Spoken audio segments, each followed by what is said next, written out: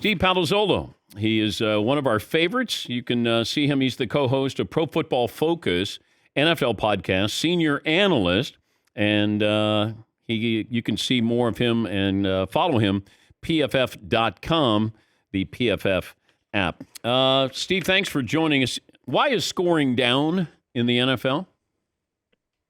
Yeah, Dan, I think there's a bunch of reasons. There's not always one, but I think first off, defenses are playing a little bit softer. They're kind of sitting back, trying to get rid of those explosive plays. I think we've seen some of the more dependable quarterbacks just, hit a wall in their career, whether it's Matt Ryan, Russell Wilson, and then you have offensive lines. There's a few teams that have just hit a ridiculous run of injuries. So the Rams offensive line is the worst we've ever seen under Sean McVay, and Matthew Stafford, in turn, has not been able to do anything. So I think it's this combination of defenses playing a little bit softer, teams that have run into just ridiculous injury issues, and some of the older quarterbacks maybe just not being as dependable as they've been in the past. Why are rushing numbers up? I think there's some of the same reasons. Again, I think defenses are inviting the run a little bit more, and then offenses are using the quarterbacks, right? If you're just looking at rushing numbers, the quarterbacks are involved in that. So you see like what the Bears have done with Justin Fields over the last couple of weeks in the designed running game, and then as a scrambler, Josh Allen with the Bills, Jalen Hurts and the Eagles, Kyler Murray and the Cardinals, and of course Lamar. I mean, he somewhat started this a couple of years ago. And then you even see a team like the Giants and Daniel Jones. They've been one of the most efficient offenses, in part because if you don't respect Daniel Jones as a runner, he'll pick up 10 to 15 yards and move the chains. So I think that's a big part of it, is teams are starting to win the numbers game up front by letting their quarterbacks be a part of the run game.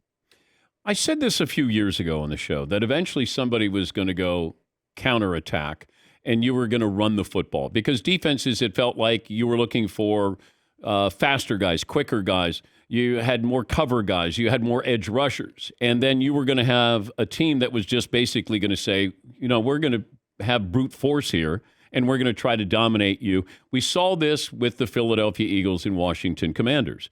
Now, all of a sudden, everybody goes, well, the Eagles are susceptible to the run. Now they got the Colts coming up, and they got the Titans. They got the Packers. They're not going to be able to stop them.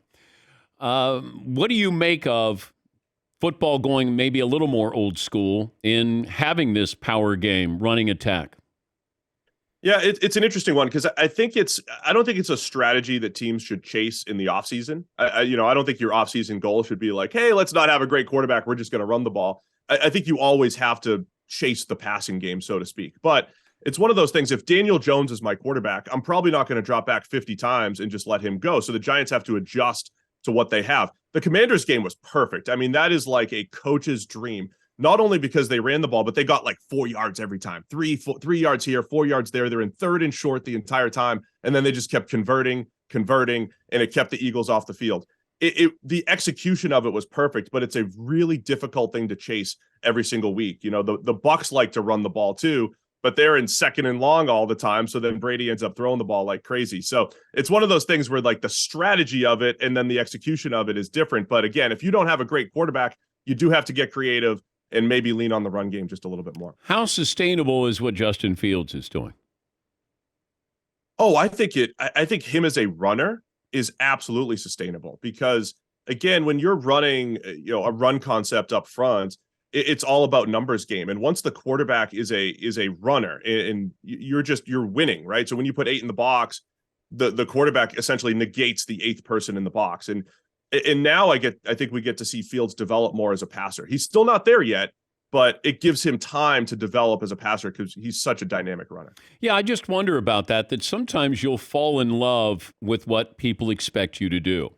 Brett Favre loved to take chances. Mahomes' degree of difficulty. Sometimes you get caught up in there. Yeah, this is what people expect out of me. Josh Allen sometimes gets into this. And I wonder if Justin Fields goes, this is what I'm known for. If I only rush for 62 yards, people are going to go, what's wrong with you? It's a good point. And, it's on the Bears coaching staff to say, look, Justin, this is going to open things up. I think one of the things that's made Lamar Jackson so successful, Lamar is still not the most accurate quarterback in the NFL, but he completes a high percentage of passes because of his run threat. Because of his run threat, defenses are going to, account for the run, and the play action game is that much more effective for a team like the Ravens. There's just more open throws. Fields, like Cole Kmet, the tight end for the Bears, is all of a sudden this monster threat. He's just running wide open through the secondary because of all the misdirection in the play action. So Fields needs to embrace that his run threat is going to also open up the pass game, create some easier throws. I know that you guys grade every team and you look at every play. Let's look at the Packers here. What did you see that they did against the Cowboys that could be sustainable for the second half of the season? It's tough to say that Christian Watson scoring 3 touchdowns is sustainable, but you can at least see the explosive plays that the Packers have. I mean, their offense this year has been really hit or miss. They would have games where they would just stretch teams horizontally, try to create yards after the catch, and take these low percentage shots down the field. But Watson, the second round rookie, showed his speed. And when you put him inside in the slot, it actually alters defenses. You can't leave him one-on-one now because you know he's got 4.3 speed that Aaron Rodgers is going to find. So I think there is an explosive passing attack in there. The Packers are still morphed into a run-first team these last few weeks because of the inconsistency of their receivers. And that has set up these big plays in the pass game. So I think there's an element of Aaron Jones and A.J. Dillon are a good starting point. Aaron Rodgers now can actually create big plays because of Christian Watson and the big playability, the speed that he brings to the table. I don't think it's going to be as difficult for this Packers offense just moving the chains because of the speed element of Watson. Steve Palazzolo on joining us now, senior analyst, co-host of Pro Football Focus, the NFL podcast.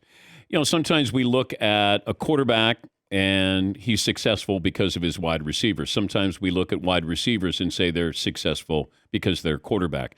How would you assess Tua Tagovailoa and the Dolphins?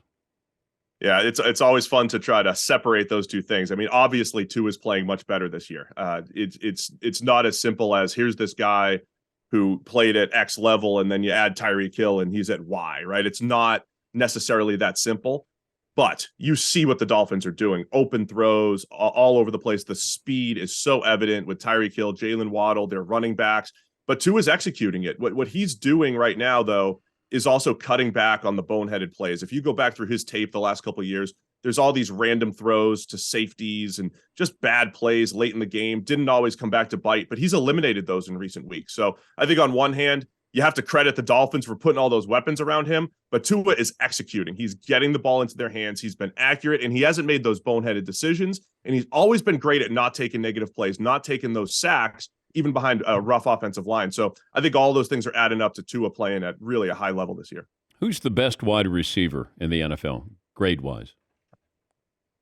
I'm not sure who we have the highest graded at the moment, but I would always take Tyreek Hill. I mean, because I don't even, our grades are really good at capturing production. I don't think our grades can even capture what Tyreek Hill does for an offense. I know that the Chiefs kind of took a step back with him last year, but man, the need to account for Tyreek Hill, the fear that he instills just if you have to leave him one-on-one, and the fact that you could put Tyreek Hill in the slot and give him 150 catches, you could put him outside and have him average 20 yards per reception. You can actually let him do whatever you want depending on what the offense calls for. So I would take Tyreek Hill over anybody in the NFL. Stephon Diggs, Justin Jefferson.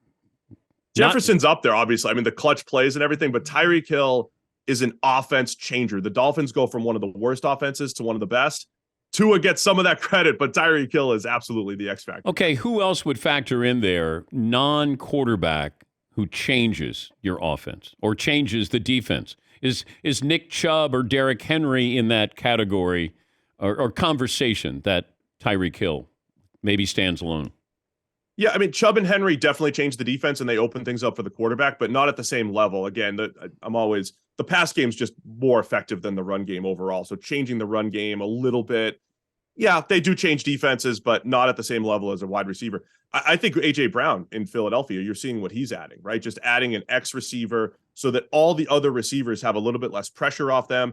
And it's just putting the defense in a bind. A.J. Brown, to me, was the most effective first-round pick. You know, the Eagles traded for him, paid him the night of the draft. And I think on the night of the draft, that was the best first-round pick. Everybody should want to add A.J. Brown because he does change that offense. And you can see what they've done in Philadelphia with him. Any hope for the Chargers? They've got the Chiefs coming up on Sunday night. Yeah, I mean, we talked about offenses being down. Justin Herbert's been throwing to third, fourth, and fifth string receivers this entire season. It's really going to come down to health. I think with Brandon Staley and his aggressiveness that the media loves to either, pick apart or praise, we'll see which way it goes. But he's going to play to win. And to me, it's going to come down to those receivers. And Justin Herbert throwing the ball down the field. The guy has a cannon. with great downfield accuracy, and the Chargers have to tap into it and try to flip the field because Herbert's capable of doing that. Have you guys looked at college quarterbacks yet? Yeah, we have guys grading them all the time. I think it's a bit of an open, C.J. Stroud, Bryce Young. Some people like Will Levis, Anthony Richardson.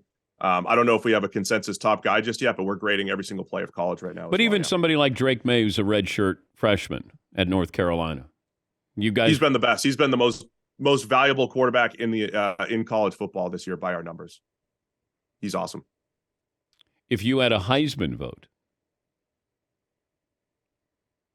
I might go Drake May because I believe in the purity of the best player. I think May's been the best and most valuable player. I know most voters are looking for Heisman moments and, undefeated teams and all that stuff. But I think Drake May's been the best player. And he does have a chance to go win the ACC championship. So maybe he can actually get himself into that conversation. If I gave you an MVP vote, NFL.